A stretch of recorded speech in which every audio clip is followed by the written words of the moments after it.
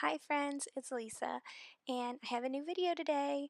This is my 2018 motto, multimedia project. So I don't do, what are they called, resolutions, but I decided I'd go ahead and create a motto. So my motto is active mind, active body, active love. And I thought, what better way to remember this than have something that says it? So I decided to do a multimedia project.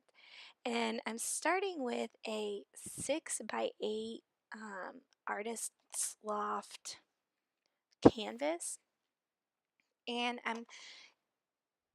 I personally love texture. So I decided instead of using a brush or, making it real smooth, I would go ahead and put the gesso on with a palette knife and really get some nice texture going from the very beginning.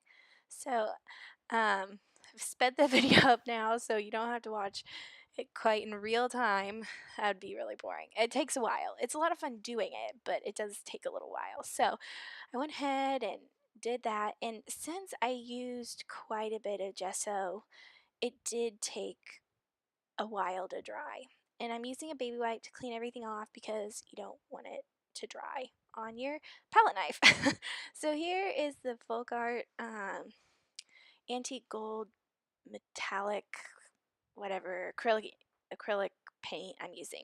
I don't think I have a just regular brush, so I went ahead and used a baby wipe. I ended up doing 3 coats with the baby wipe, letting it dry in between.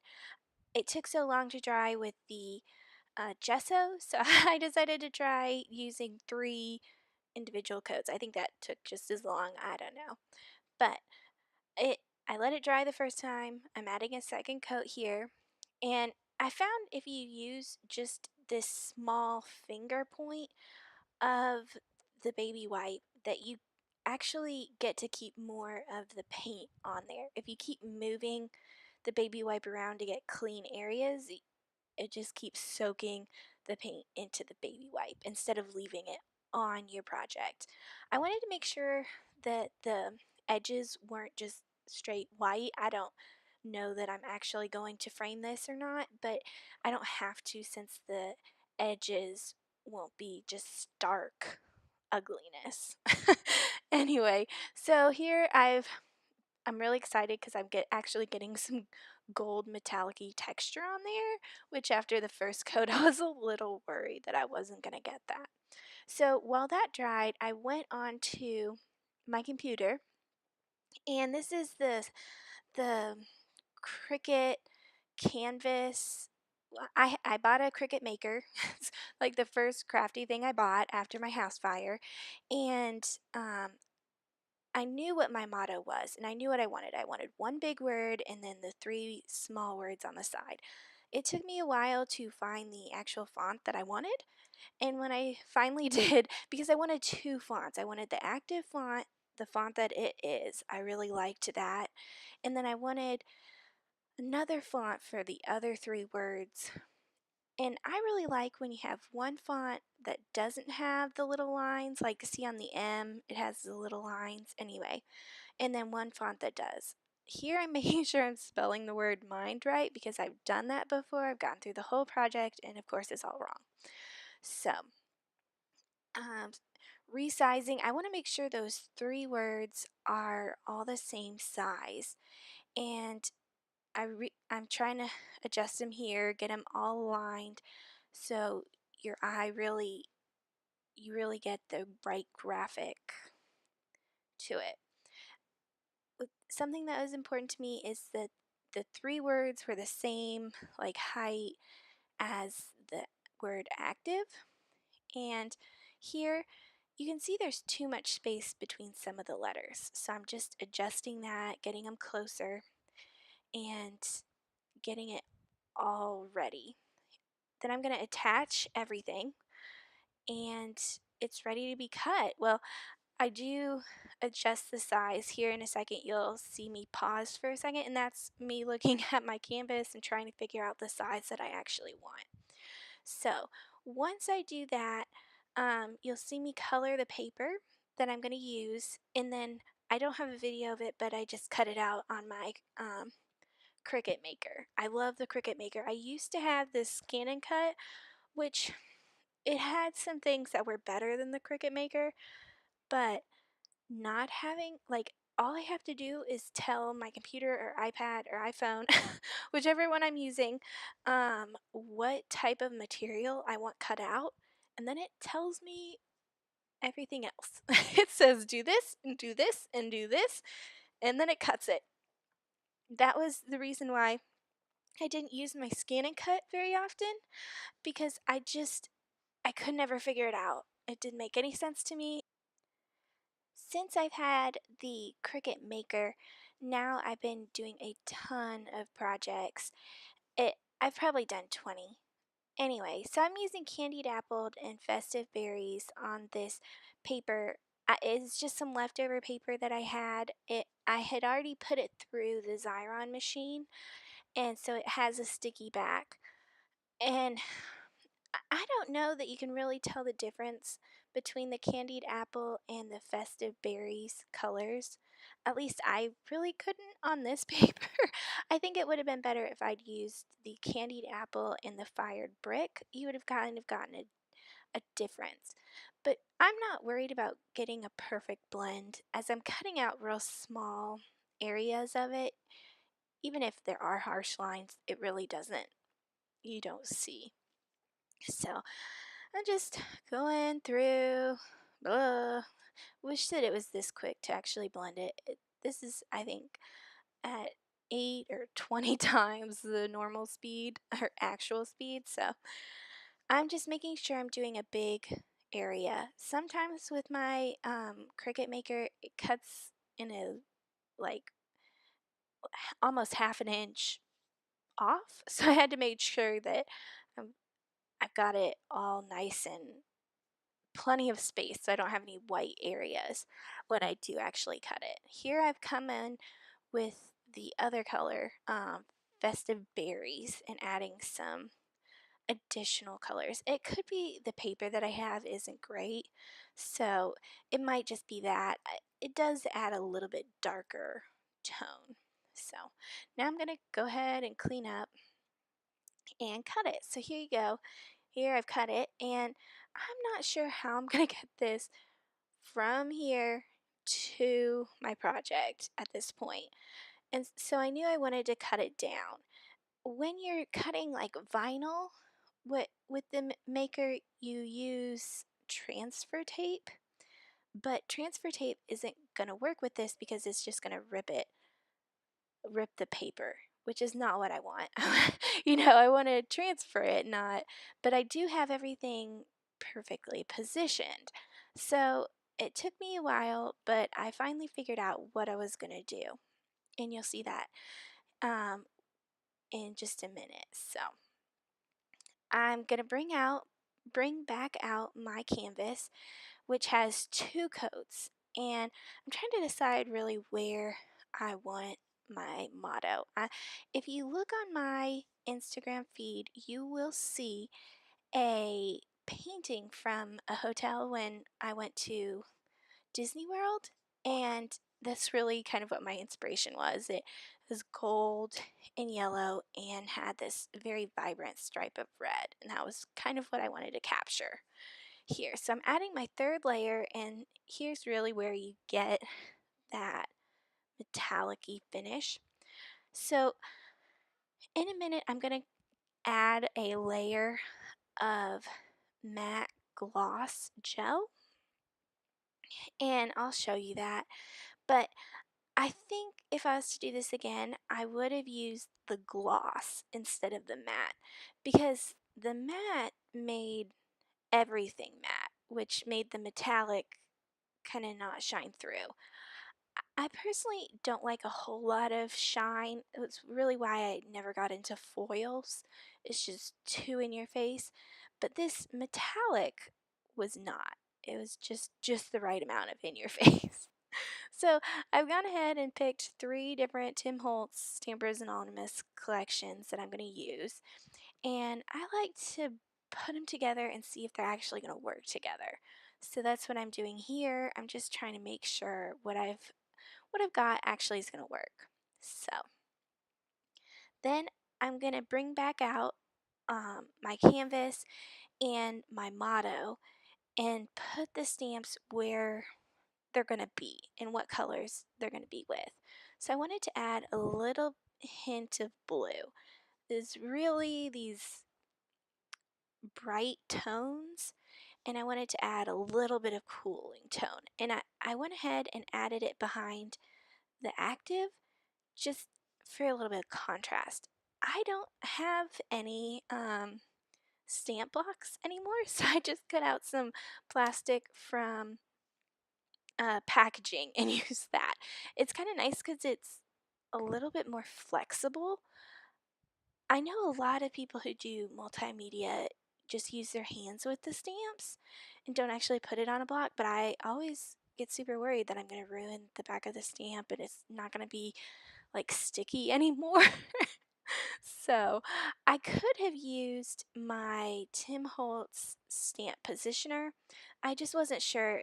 The canvas is kind of thick and I wasn't sure I'd get a good impression. So I'm using the archival ink just because it'll actually stick on the plastic surface of the paint. And then I decided that active needed to be more active. So I decided to go ahead and use some fired brick distress oxide and add some text to the back. Now I'm cleaning it up, clean up, clean up. I clean up as I go. My mind is crazy, so I try and like keep my workspace not quite as crazy. So here I figured out how I'm gonna try and transfer. I'm really excited. It did work. Um, but when I did this, I knew I had to get it perfectly ready. So I'm popping out all the extra pieces. And basically, I kind of hold one end, pop the other end off, and pop out the little pieces from behind. Now I'm going to take some washi tape. And well, here some of them got a little moved around, so I'm fixing them. I'm going to take some washi tape and basically do the same thing you do with vinyl and the transfer tape, except for instead of using transfer tape, which really would have ripped it all to pieces, I'm using washi tape because it's just not as sticky. So I didn't think I could pull it up, so I pulled the back off and just held everything down to the washi tape. It worked a lot better and a lot easier. You just have to go slow. I thought it was going to completely ruin it. So here is the matte gel, and see, you can see it goes from, you'll see here it's very shiny and happy, and then it kind of mats it down, which is fine. I think it turned out great still, but I think it would have been a little bit better. So if you go ahead and do this, just really think about what you want it to look like. So here I am pushing everything in, and the washi tape doesn't hold it very well, so it does stick down. If I did this again, I also wouldn't do this step where I add the gel over top of the words. I did this step to really keep the distress colors from getting messed up in case there got any water on it, but I would have just gotten the micro, whatever that stuff is that actually holds in all the distress ink when you're done, and just glued it on top. So here we are. This is the final step. So I'm taking some distress oxide, fossilized amber, and I'm gonna mix it with the gloss, really heavy body gloss gel. If you wanted it to be, instead of being so opaque, you wanted it to be more translucent, you could have used the distress oxide dye ink, but I really wanted it to be bright and vibrant against the little bit more muted background. So I added quite a bit of the distress oxide and some of the gel and I'm mixing it up. I made probably double what I actually needed to make. Um, and so I got a little heavy handed. I was planning on adding a little bit less, but I went ahead and added more. What could be better? Why not, right? Why not? So you can see here, you just don't get the shine that you would have gotten if you had used the gel over the background. But that's okay. You know, we're going to move on. It's going to be fine. So I'm adding it through this awesome Prima Stencil Damask stencil. Everything is linked below and in my blog post if you're interested in anything, just so it's easy for you. I'm adding, I wanted it to be heavier and more concentrated on the left and kind of just lightly along the top because really the focal point is the motto with active mind, active body, active love. But so I kind of wanted to add this to give the top, the other areas some action, but some texture and some action, but not quite as much as the active mind, active body, active love. So here I am taking away. I started taking it away, and I was really worried that I was just messing it up. You can kind of see where I'm taking it away after I taken it away, but I didn't need to worry. Once it dries, it looks fine. Um, so if you do make a mistake, then you don't have to worry about it. I would have cleaned it up a little bit more than knowing that now, but of course it's too late. Here I'm adding just the little extra I had. Obviously, I made way too much of the yellow gel, but it did turn out really cool looking. I would have, like I said, I would have cleaned it up a little bit more knowing now what I know. But here I am cleaning up some more, and so it's really important to go ahead and clean all that heavy body gel off of everything. So what I do now is I go and wash in warm water the palette and the stencil and to clean them off real well. Finally, here I have some Faber-Castell Pit markers, which is going to be my next video is reviewing those, but I thought I'd go ahead and try them. So you can see this is the marker 169, and what I'm doing is I'm just coloring over and just adding some shadows. And this is actually the reason why I went ahead and put that layer over the words. If I did this again, I would just do the shadows and wouldn't do the words, so I wouldn't actually need to have done the gel over. But you live and you learn. So I just go around the whole word and add this marker. And it took a little while, but not too long, and it's really easy coloring. Anybody can do it. And you just wipe it off. It does dry permanent, but when it's still wet, you can move it around, add more, take it away. So it's a really nice medium. I've liked it so far. And then the second and last color I used is this deep scarlet red 219. And I so I started by just kind of moving it around with my fingers again. I was trying to really brighten up the red again since the matte gel had taken away some of the boldness of it. But I really liked just adding that line, kind of shadow or highlight line. I felt like it added a lot. So I went ahead and did that on all the words, and I just added it to the left side. Now you can see there I've only done the word active, but I go ahead and off camera do mind, body, and love as well. So getting those done, and that's the end. That's all she wrote, I guess. Here are some close-up photos of my project, and I'd love to hear from you what your favorite medium to use on your multi-medium project is. Thanks so much for watching. I hope you have a wonderful day. If you are interested in more videos like this, go ahead and like and subscribe to my channel, and you'll be able to see more videos. Awesome. Well, thanks and have a great day.